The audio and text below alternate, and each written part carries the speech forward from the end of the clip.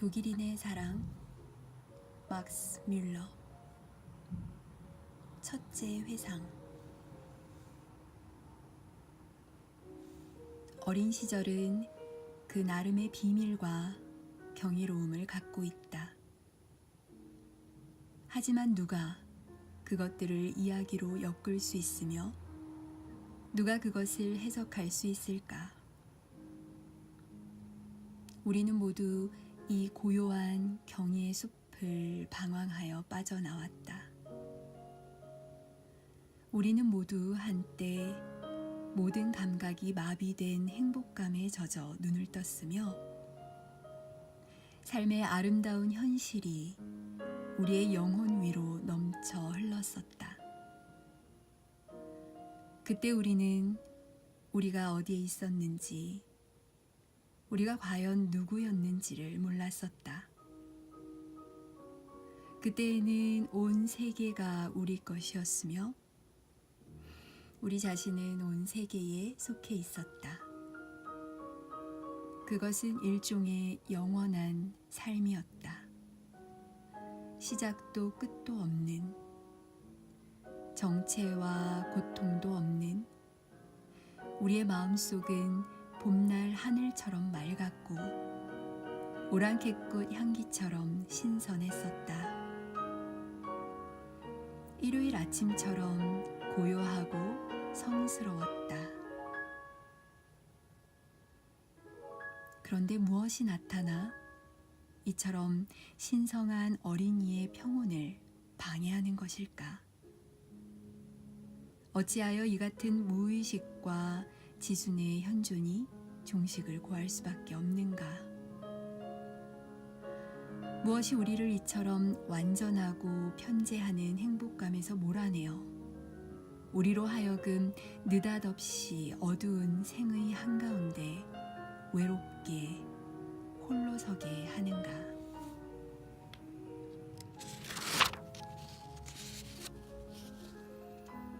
심각한 표정을 하고 그것을 죄악이라고 말하지는 말라. 그렇다면 어린이가 이미 죄악을 저지를 수 있단 말이냐? 차라리 우리는 그것을 모르며 겸허히 그것에 순종해야 한다고 말하라. 꽃봉오리를 꽃으로 피우고 꽃을 열매로 맺게 하며 열매를 먼지로 돌아가게 하는 것이 죄악일까? 애벌레를 고치로 만들고 고치를 나방으로 깨게 하며 나방을 먼지로 돌아가게 하는 것이 죄악일까? 그리고 어린애를 어른으로, 어른을 백발로 물들이며 백발 노인을 먼지로 돌아가게 하는 것이 죄악일까? 또 먼지란 무엇일까? 차라리 우리는 그것을 모르며 겸허히 그것에 순종해야 한다고 말하라. 하지만 인생의 봄날을 돌이켜 생각하고 그 신부를 들여다보는 것, 회상한다는 것은 실로 아름다운 일이다. 그렇다.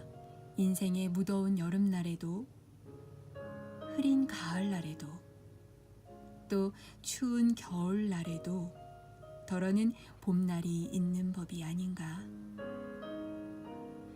마음은 오늘은 내 기분이 봄날 같다고 말하지 않는가. 오늘은 바로 그런 날이다.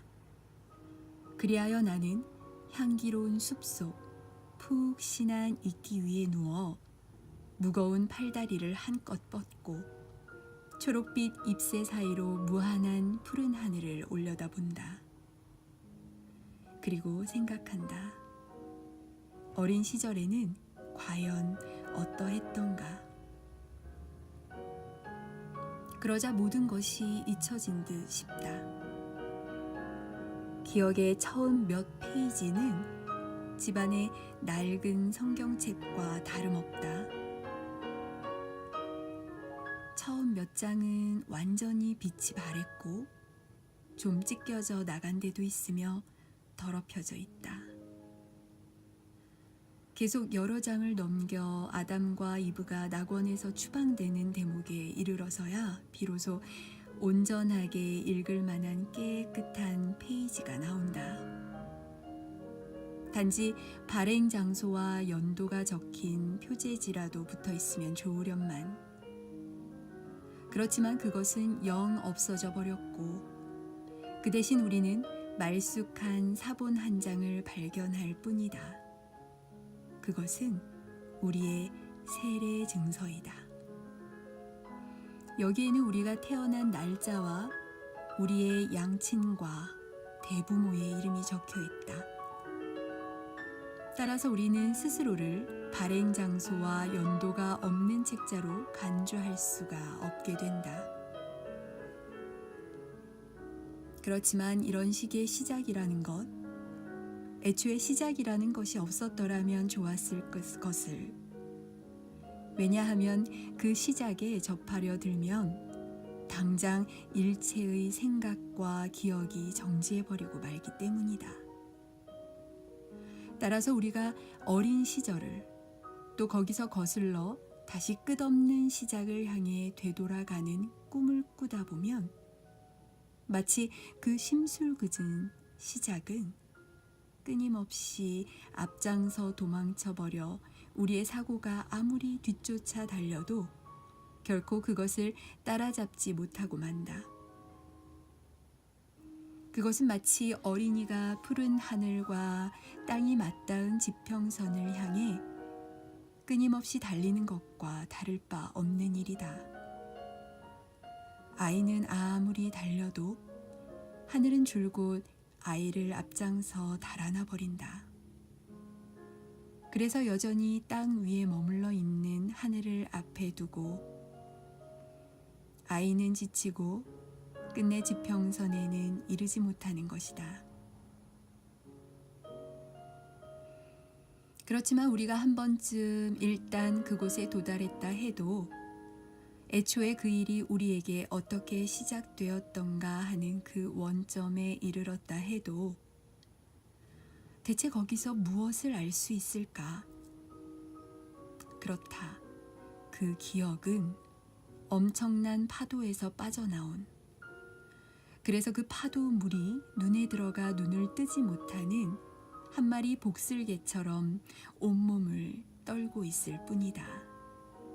그 복슬개의 모습이란 실로 괴이해 보이는 것이다. 그렇긴 해도 나는 맨 처음 별들을 보았을 때의 일은 아직 기억할 수 있을 듯 싶다. 어쩌면 별들은 그 이전에도 자주 나를 내려다 보았을 것이다. 하지만 어느 날 밤인가 어머니의 품에 누워 있는데도 날씨가 싸늘한 듯 느껴져 왔었다. 몸이 떨렸고 오싹 오한이 느껴졌다. 아니면 두려웠던 것일까? 아무튼 잠시 동안 조그마한 나의 자아로 하여금 보통 때와는 달리 나 자신에게 더욱 주의를 환기시키는 무엇인가가 내 마음속에서 일어났었다. 그때 어머니가 빛나는 별들을 가리켰다. 나는 신비스럽게 여기면서도 바로 어머니가 저렇게 아름다운 별들을 만들어 놓으신 것이라고 생각했었다.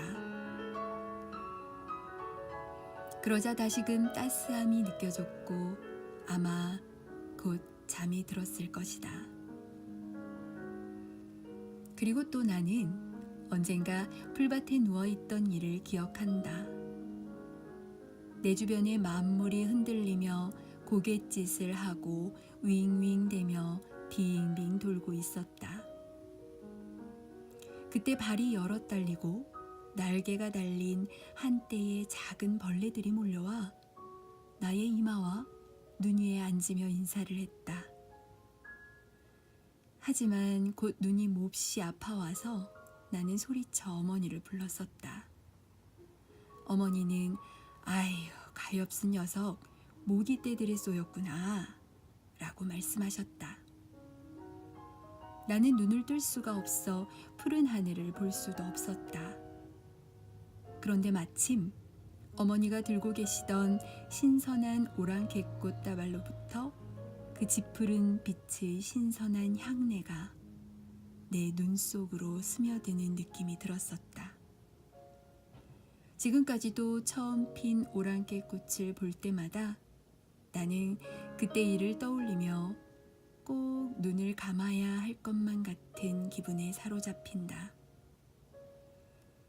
그래야만 그 옛날의 짙푸른 하늘이 다시금 내 영혼 위로 솟아오를 것 같은 느낌이다. 그렇다. 그 다음으로 나는 다시금 하나의 새로운 세계가 내게 열려왔던 일을 기억한다. 그 세계는 별들의 세계나 오랑캐꽃 향기보다도 더 아름다운 것이었다. 그것은 어느 부활제 아침의 일이었다. 어머니는 일찌감치 나를 깨우셨다. 창 앞에는 오래된 우리의 교회가 보였다. 그 교회는 아름답지는 않았지만 높은 지붕의 뾰족탑, 그리고 탑 꼭대기에 금빛 십자가가 달려 있었다. 하지만 역시 교회는 다른 건물들보다는 훨씬 낡고 우중충해 보였다. 한 번은 그 안에 누가 살고 있는지 알고 싶어서 쇠창살로 된 문틈으로 들여다본 적도 있었다. 그 안은 텅 비어 있고 춥고 썰렁해 보였다. 온 건물 안에 한 사람의 그림자도 보이지 않았다.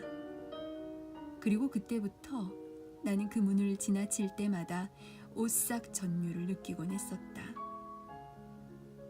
그런데 그 부활제 날에는 새벽녘에 비가 내리더니 아침이 되면서 곧 개어 태양이 찬란하게 떠올랐다. 그러자 그 낡은 교회도 회색 슬레이트 지붕과 높은 창문들, 금빛 십자가 달린 탑과 더불어 경이로운 햇빛 속에 반짝였다. 그리고 높은 창문들로부터는 갑자기 햇빛이 물밀듯 쏟아져 들어와 출렁이며 생동하기 시작했다. 그 빛은 눈을 똑바로 뜨고 볼 수 없을 정도로 눈부시게 밝아서 나는 눈을 감았다.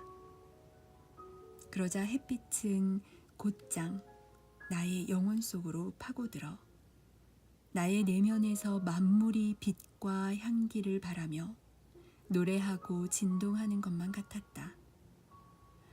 그때 나는 내 안에서 한 새로운 생명이 시작된 것처럼, 실로 내가 딴 사람이 된 것처럼 느꼈다. 나는 어머니에게 그것이 무엇이냐고 물었다. 어머니는 교회에서 부르는 부활절 송가라고 말씀하셨다. 그 당시 내 영혼을 파고들었던 그 맑고 성스러운 노래가 과연 무슨 노래였는지를 지금껏 나는 알아내지 못했다. 그건 아마도 우리네 루터의 경직된 영혼까지도 종종 깨고 들어갔던 저 옛날 찬송가의 하나였을 것이다. 그 이후 나는 그 노래의 소리를 다시는 듣지 못했다. 하지만 지금까지도 베토벤의 아다지오나 마르첼로의 송가, 아니면 핸델의 합창곡을 들을 때면, 심지어는 스코틀랜드 고원에서든 티롤 지방에서든 그저 소박한 민요를 들을 때까지도 내게는 마치 그때 교회의 높은 창문이 다시 빛을 발하고 오르간 소리가 내 영혼 속으로 스며드는 것 같은, 그래서 새로운 세계가 별 하늘보다 오랑캐꽃 향기보다 더 아름다운 세계가 열리는 것 같은 느낌이 든다. 이것들은 내가 맨 처음 어린 시절에서 아직도 기억하고 있는 것들이다. 그리고 그 사이로 간간히 사랑하는 어머니의 얼굴, 또한 인자하면서도 엄격한 아버지의 시선이 어른거린다. 그리고 또 정원과 포도 잎새, 폭신한 푸른 잔디와 낡고 소중한 그림책들, 이것들이 빛바랜 페이지들에서 아직도 그나마 읽어낼 수 있는 전부이다. 그리고 그 다음 페이지부터는 갈수록 선명하고 맑아진다. 숱한 이름들과 모습들이 등장한다. 어머니, 아버지뿐 아니라 형제와 자매들, 친구와 스승들, 그리고 수많은 타인들. 아, 그렇다. 낯선 타인들에 관하여 수많은 것이 이 회상에는 기록되어 있는 것이다.